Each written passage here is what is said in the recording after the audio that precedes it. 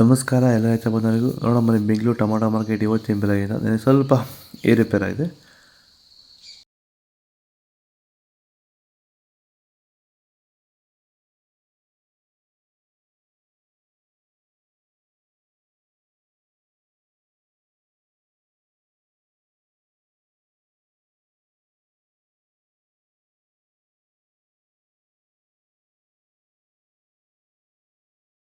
ಚನ್ಮರಿಯಪ್ಪ ಅಂತ ಮಲ್ಸಂದ್ರ ವಿಲೇಜು, ನರಸಾಪುರ ಹೋಬಳಿ, ಕೋಲಾರ ತಾಲೂಕು.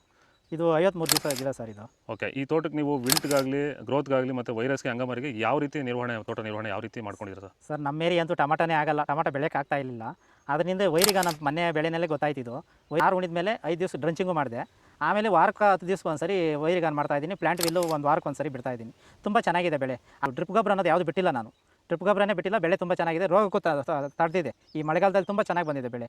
ಎಲ್ಲ ಯೂಸ್ ಮಾಡೋದು ವೈರಿ.